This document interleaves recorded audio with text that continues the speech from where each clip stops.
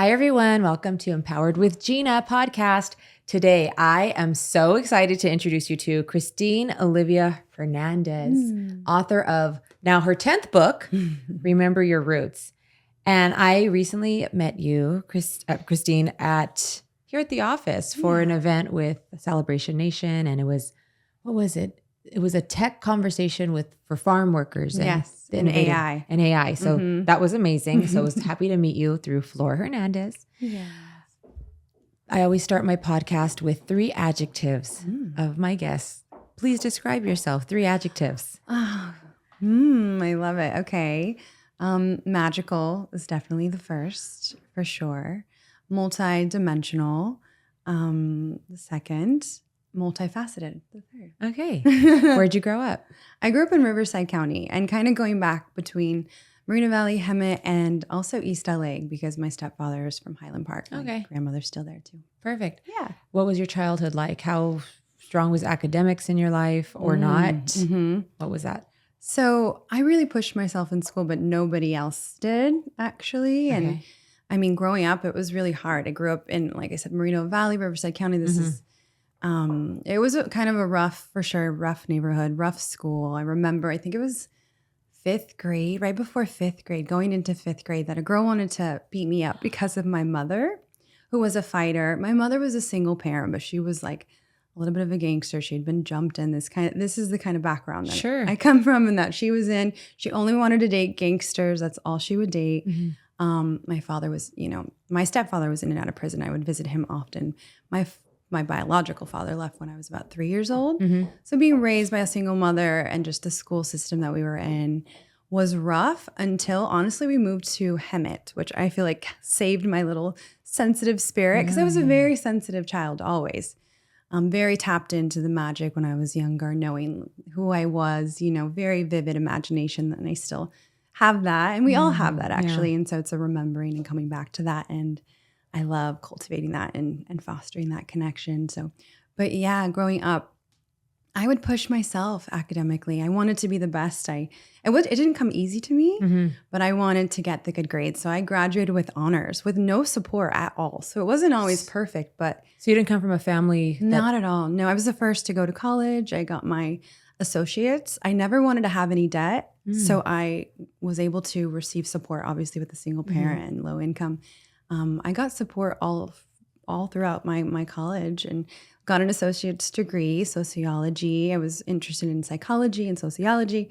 So it was for Amazing. sociology. So you followed the academic path, but all along realizing, and how do you describe what you do? Because I mean, I think spiritual healer or someone who's in tune with their spirituality, but I really am not so versed. And that's why I'm really happy to learn from you today. Glad.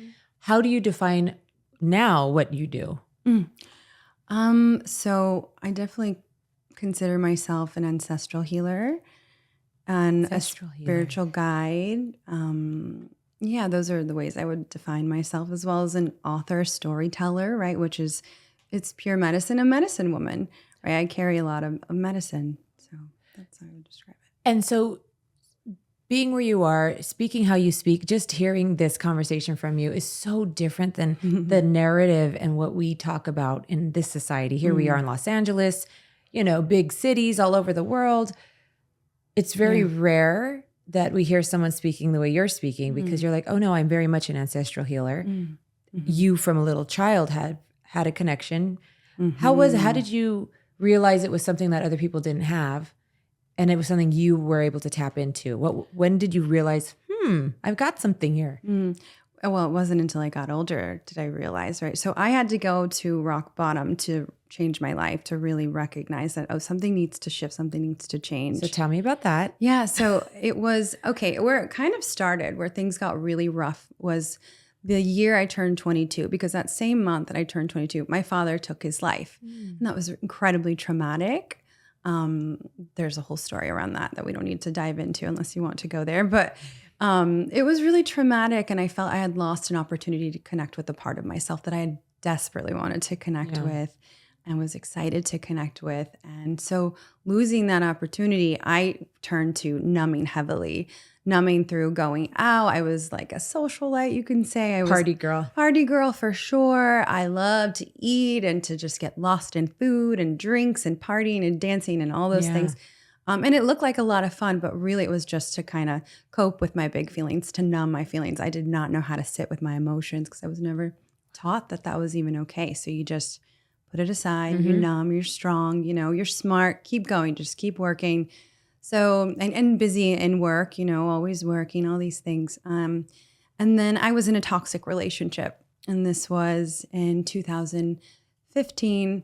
And I decided I needed to change my life. I remember being on my hands and knees in the bathroom crying and being like, this is not what I want for myself. I'm going to change my life. And I did. I literally got up off the floor, decided to start reading books. But weren't you scared? Yeah. Oh, yeah, sure. I was, what am I even doing? But also, there was nothing, it couldn't get any worse than what it felt like there. Wow. So it could only get better. And it was just, simple little things. Get a couple books, start reading a book, self-help book. Okay, that's interesting. Start even questioning, what am I even doing? What do I even want, right? I didn't know what I wanted, but at least I started asking myself these questions. And then I went to yoga class. And yoga class actually changed my life because within that experience, it was like a hot yoga. I was like, what is this? I felt a sense of peace that I had never felt before. Okay. And I remember in that space saying right then and there, I'm going to manifest a yoga teacher training. And I remember someone telling me the price. I'm like, that's crazy. I had no money at the time. I'm like, I'm going to do it somehow, some way. A few months later, and I'm heavily, committed to yoga every day. I'm going to yoga and I get that training and I go to the training. And there I'm in Bali, by the way. Bali? How the hell did you get to Bali from Hemet? So it's so crazy. Well, I was in LA. I was in LA from 22 on, actually. When my father passed away, he passed away in Culver City. I actually moved to Culver City that same year later that year. It's almost as if I picked up the baton where he had left off because he was interested in connecting to his roots before he passed away. Mind you, I didn't learn that until earlier this year that he went to Peru. There's so many ways we can go. He had gone to Peru. He was interested in connecting with his roots, his indigenous roots. Yeah. So, but to circle back, I'm in Bali because I started dating an Australian guy, and I was like, I'm going to be going to Bali for yoga teacher. And he's like, great, amazing. It's all perfectly aligned. I date him for a couple months right before yoga training. We break up. He's not a nice guy. Go there. And it's not just any yoga teacher training. It's shamanic yoga teacher training, mystical yoga teacher training. Oh. So I'm introduced to Mayan cacao from Guatemala, and it changed my life forever as well. What? Because I'm Guatemalan, right? This is my father's lineage. So I'm like, wait a minute, I can connect to him in some way. In Bali, you learned this. Yes. What on earth? Without. And it came to me. It was a calling. It was an understanding to reconnect. And in that ceremony, I was reconnected like with my heart, with my feelings, with that magical part that I spoke of, and also with the ancestors. It is that plant medicine. Cacao is that ancestral plant medicine to reconnect you with your roots, to support you with remembering those roots. Okay, so let's talk about that because I've heard this before. And I know a lot of people, they do the ayahuasca and cacao and all these very plant-based, organic modes of helping you not hallucinate, but I guess transcend where you are now and connect with these other planes. Like I keep hearing about it. Yep. I'm not at the point where I want to do that myself, but I'm very curious. Yes. So how does it work exactly? What you're talking about, what you went through? So with cacao, it's not a psychedelic. So you're not going to see anything at all. It's just a bodily experience. It is very nurturing, very gentle plant medicine. And here's the thing, we forget that there's so many different plant allies. They don't have to be consciousness shifting plants or intense plants like ayahuasca. That's a really intense plant. That'll kind of kick you through the door of your transformation. Makes the headlines. Exactly. That's People hear about this because, it's so intense, right? It is intense. And actually, we're not all meant to work with that medicine. We're not all meant to be there and be in the jungle. If you feel called to go to the jungle, great. I do Make sure you stay there for time and you integrate it and you stay with the teachers and you really learn how to integrate that into your life. Fly not in, just fly going out. there, exactly, taking and leaving. Like, how are you going to work with the people? that's a whole experience that is quite intense. And cacao is very different in that it's really gentle on your nervous system. And that's what we need more of here in the West. And that's why we see also chocolate everywhere. You see it everywhere. Yes. Because you do feel good when you have a good piece of dark chocolate. Absolutely. And you're having a sliver of what cacao is. Whoa. Okay, so when you have cacao in its pure form, it is plant medicine. It is heart medicine. It has all of these benefits, these health benefits, all of these living properties, living enzymes. That's all in the fat of the cacao. But when you have chocolate, it strips the fat and you're just left with the powder, with the flavor of the chocolate, but not the health benefits, not all the good stuff. Now that is extracted from these companies because they use that fat for skin products because it's worth a lot of money. Oh my gosh. Yeah, and it's so good for you. So it's good for so many things. It's filled with vitamins, nutrients, antioxidants, powerhouse in antioxidants, even more than blueberries.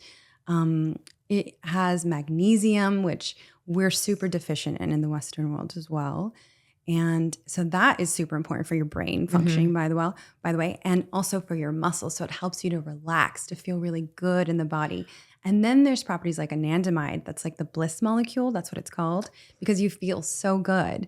So you also feel a sense of euphoria because of the PEAs, the MAOs, which are inhibitors. It's such powerful medicine. It's so beautiful. And this is nature. And this is nature, natural, and this is an ancestral plant medicine that has been used for thousands of years by the Mesoamerican people. So the Mexica, the Mayans, of course, and even before them, the Olmecas, like the mother civilization, when we go back thousands and thousands and thousands of years ago, it's like it's been used for that long, for everything between life and death, for celebration, for ceremony, for healing purposes, but even it was used as currency as well because it was like gold. Sure, absolutely. It's called food of the gods for a reason. So this is why I find it so important for us to know that there are plants out there to support us in coming back to ourselves, to remembering who we are, our truth, our magic, right? Like we spoke of, and yeah, it's so essential. It's really beautiful to hear you say all this because again, in this society, it's just like go, work. Be calm down, relax. Don't grind, but grind. But this, that hustle culture, but then there's the counter hustle culture. But then this conversation is something completely different. Like this is holistic. This is what we're ingesting. Goes back, to, like you said, to our ancestors. This is bigger than us. Yeah. Oh, it's so good. It's also like a reclamation too, because many of our relatives they don't know about this. That's because it was taken away because of colonization. Absolutely. It was removed. They were like, no, the Spanish took it and they made it popular in Europe. Yeah. So they made their hot chocolates and that's what we have seen so much of. But then we weren't able to work with it for our healing, for our health. Absolutely. So it's crazy. So take it back. It's for you. It's your medicine. So tell me, once you get into this, you're very hyper-focused in this yoga, you're getting into the plant-based medicine. Yeah. How does that lead you to become an author, and where does this take you, and where are you today currently with this journey? So the cacao took me on a journey. The first book I wrote, it supported me in writing that book. It was like almost as if I was channeling the medicine, channeling spirit with the help of the cacao. So it helps with creativity. So I was just writing every day. I'm like, this story needs to come out. And really for me, the first book was kind of my story, but a fiction fantasy. And it was this beautiful Mayan story that I wanted to see. We hadn't seen a Mayan story that was positive besides Apocalypto. Right. Right. And so I was like, I'm going to turn this into a movie one day. So I've created a script that was adapted from that first book that is so powerful that I'm, still working on. And it's like it just needed to be done. And I've always been a writer. We all have different gifts. My father was a writer as well, of course. An avid reader. And I feel like I'm a bit more poetic. And I think that's what really helped me also with like the children's books and like rhyming and things like that. Nice. So, but the first book was a YA, kind of my story, fiction fantasy, very fun for the inner child connection. Then 8 children's books later. Then right after that, this comes out. But this was a process too. This was like a 2-year process. Yeah. Remember your roots. And I know that since this is your most recent book, what is the motivation in this particular book compared to the others? So this is nonfiction. This is powerful, also speaking to Mayan wisdom and their teachings, right? Real quick, for people who aren't familiar with the Mayas, Yeah. can you just give us a quick snapshot of why the Mayans? How is that relative to this book and to you? And Oh yeah, to me, because it's part of my lineage, right? So when I say I'm from Guatemala, that means I'm also Mayan. I have Mayan ancestry as well, not only from Guatemala, but also my grandmother was from Chiapas. So from Mexico. There are Mayans in Mexico. Yeah. There's Mayans all over Mesoamerica. They are still here today, you know. And they're the most Maya are actually per capita are in Guatemala, by the way. really, Yeah. And so for me, it was important to share that story because I hadn't seen their wisdom being shared in a good way, right? There's, like I said, the apocalypto thing. Also, there was this talk about the 2012 and how the Mayans got it wrong. There's a lot of, interesting talks about the Mayans. So it just felt like a calling for me to share as well. It felt like an ancestral call, like you get to share this wisdom. right? For the ancestors, for our lineage as well. So it's Mayan wisdom from my teachers as well as my wisdom within, tied together in 13 chapters. 13 and for the Mayans is completion, it's wholeness, it's oneness. So it's everything. Where do you from mind, body, soul? research something like this? How do you pull your facts and your data and just everything that's in here? The elders, the teachers, going to Guatemala, going to the land, connecting with those those teachers. But also the wisdom is also within us. So there's a lot in there that's ancestral, indigenous wisdom that is coming through my channel because it's already within me as well. So the thread in there too is gratitude, which is really important. It is a staple in indigenous cultures.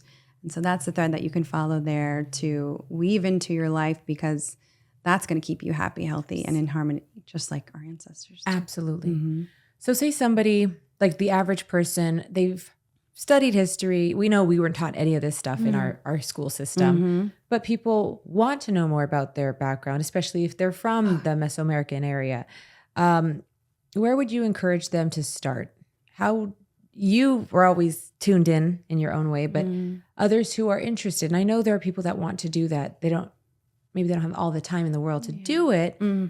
Where do you advise they even start? Books for sure. I mean, you know who really supported me? I remember in the beginning of Reconnecting was John Leguizamo. Like he speaks to this phenomenal in his shows. I mean, you could go to just Netflix and like do the Latina history. What is it? Latin America history for dummies it's his or something show. like that. It's phenomenal. That blew my mind. That there was so much wisdom in there, and he does it in a funny way. But I mean, still, if you're like, I want to know right now some things, there's a lot there that he speaks to. And then I think he has a show that just came out recently. So these are the easiest things you can do. If you're curious, like I want to know my exact lineage, well, then you might need to get tested, your blood testing to see what that looks like. Have you done that? I have done that. Okay. Absolutely. Yeah. I wanted to know. And I know some people are against that. They're worried about their DNA being, in these systems. Listen, your entire DNA in life is in the system. Too late. I wanted to know. I was way too curious. So yeah, I needed to know. And also it's fascinating because I didn't realize I had any Spanish. I mean, obviously you can see that now, but when I had first done it, I was like, what? Why is there Spanish in me? Well, yeah. I didn't know, but back in the day, I mean, for so many people, we don't even know what we're made of, right? So it blew my mind. And it's so funny now, but obviously, right, there's that too. So of course, the conquistadors. Right. And then I also had so much like anger for that part of me. And so it wasn't until more recently in this work that this is such a process. We're not like, oh, I did the healing work and I'm healed. I read a book. I'm good. It's a cycle, right? Yeah. It's a circle. And we're going to continue the process and reach deeper levels and layers and things. So it wasn't until maybe a year ago where I really got to connect with my Spanish ancestors more through the revival, which is an event that I do, and I bring people together from different lineages to speak, to share their ancestral magic, right? Whatever they may be a speaker, a leader, a healer, they might be a musician, whatever, an artist. And just in that, one of my teachers, she was there, Felicia, and she was speaking about her Spanish abuelas, and she was like thinking of them and how, we may not know all of them and we may not know all the stories. We do know colonization, so there's a lot of hurt there, but also you had grandmothers, Spanish grandmothers that were cooking their beautiful healing meals that were healers in their own right. And so remember that as well. They're all, it all exists, all the light, all the dark, all of it is in everything. And that goes back to you saying always being grateful, the gratitude. Yes, because instead of being triggered and being like, I'm fucking mad, which we can all be, flip it. How can we be grateful for this? Who was that woman? Who were those women? Because you're here because of them. However. Exactly. And flip it into gratitude. And you can weave them both. You can be in your grief and you can be in gratitude, but you hold on to the thread of gratitude. It'll carry you through it in a more graceful way. Yes. Absolutely true. I like to say I'm always dancing between grief and gratitude. I think everyone is right? At this point. I think so. But that's a beautiful way to see it though, right? Yeah. It's not this like out of control chaos. Yeah. It's a dance. Yep. It's a dance, whether you see it that way or not. Yeah. Okay, so how can people reach out to you and connect with you? Maybe you as a guide or you as obviously the author, your events. Talk to me about this. How can people get more involved with what you're doing? The Revival. So the Revival is this beautiful event, and we do it quite often. We'll have another one in around January or February. And again, all these different speakers sharing. And it's all virtual, which is nice. I do want to have them in person one day. But you can find me on Instagram, Christine Olivia _. Yes. But I do want to share one other thing. When we were speaking to connecting with your roots, Google, find out after you know a little bit more about your ancestry. Find out what are your ancestral plant allies. What are your ancestral plants? What did your ancestors used to work with? What herbs? What does that mean? What plants? Break that down. So what teas, you could say, were they working with, right? So maybe there's. So after we do like an analysis of our DNA. Like you're like, okay, so say someone's from Spain. Okay. As well. Okay. So go and find out what plants were they using in Spain? What were they working with from Spain, right? Mm-hmm. Just like we're working with cacao often. It's because, right, this is from native for the Mesoamericans. Find out, because there's nourishing herbs as well that are super healthy and helpful for you, like things that are considered weeds here in the States. Dandelion, for instance, is a nourishing herb that is so good for you. And that's native for everyone, because we're here, we're born here in the States for people who are born here, right? So work with those beautiful weeds that people are throwing it away or, picking it and throwing it out. And that's actually filled with vitamins and nutrients. So like the nettles, the oat straw, there's the chamomile, the lavender, the blue lotus, all these different types of herbs. And some of them are consciousness shifting. Some of them are very gentle. And like those nettles that I just spoke of, or the oat straw or linden, let's say, that this is something you can just have as an infusion. You can order the herbs. There's mountain rose herbs where you can get these, and they're all organic, super beautiful. And you would just take like a handful and you would put that in a mason jar. Steep it overnight, and in the morning when you wake up, of course, take out the use one of those colander things so that it's like fresh and the plants are out of it, right? Then you would just drink that, and that's like your multivitamin in the morning. Instead of taking a multivitamin, which you spend all this money on the multivitamins and you don't even know if it's a good one or not, you can get that in your nourishing herbs. And again, these are the plants you want to check out. See, your ancestors were working with plants, all of them, no matter what lineage you come from. All of us actually have indigenous ancestors, right? If we go back far enough, they were all working with the plants. They were all living in gratitude, in connection, because that kept them healthy, happy, in harmony, right? They were living in reciprocity for the world around them. So yeah, start to work with the plants and see. Absolutely. And then tell us about your event. The virtual event you host. The Revival. So yes, how can people be involved, and what is it really? Oh, so it's a virtual meeting and people come on and share different things. So last time we we always speak to the history of the Americas, because it's so important to know the true history of the Americas. So last time we had elders come in, Luis and Trini, who are the founders of Tia Chuchas in the Valley. And they spoke to it. It was so powerful. And different people from different lineages are sharing, right? We had a beautiful native hoop dancer, Eric Hernandez, share his hoop dance at one time, and that was super potent. And also Tony Duncan sharing his hoop dance. Seeing people's, even just their dance, it can activate something within you. It doesn't have to just be about words, because I know, for instance, when I saw the native hoop dance with Eric, I just started crying. I was like, I don't know why I'm even crying. It's so potent. It felt like I was seeing the embodiment of interconnectedness with the hoops, what it represents. It's so powerful. But there's all these and musicians and they're singing, so just a bunch of different medicine. Just think of people who are in their power. They're shining in their own authenticity, which is what we all are here to do, is to shine in our authentic expression. That's what they're all doing. So I've handpicked them. They spoke to me, to my heart and saying and what they do. Sure. And so I brought them together to share their medicine. And really I'm wanting to uplift voices of BIPOC, right? I want to see people of color on that platform. And because I hadn't seen enough of it, I'm like, this is what I wanted to see. And so I created it. Oh, so good. It's beautiful. Sharing stories too. When we share our stories, we can have more compassion, more understanding, right? I can see the reflections of like your story reflecting on my own story. Yeah. And also celebrate the diversity, sure, but also that unity, like that unity piece is so important. We need to be united. This is what we need now. Yes. Right? We sure do. So yeah. So this couldn't come at a better time. So we're going to put in the caption of the post, how to find you, your Instagram. Amazing. Where can people get this book? It's at Barnes & Nobles. It's on Amazon. It's all over. It's fabulous. Yeah. I'm really proud of you. Thank you for doing this because we need more of the storytellers from our culture, from our ancestors' point of view. And this is, I'm going to share this with my kids and I want them to grow up knowing these things because and again, the American school system, it's very hand-selected. A lot is left out intentionally. So now we are in a place where we can actually advocate for ourselves and seek out the information and knowledge.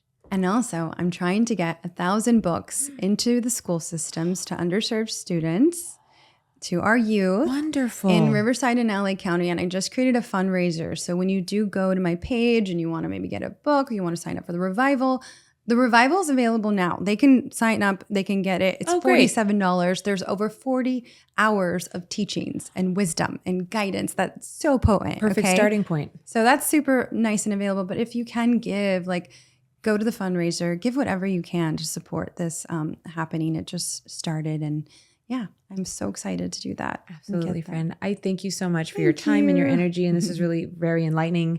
And I know everyone's going to enjoy this. Stocking stuffers. Yeah, exactly. Such a great gift to It really give. is. So thank you, my friend. I look forward to having you back. Thank you so much. Thank you. Bye, everyone.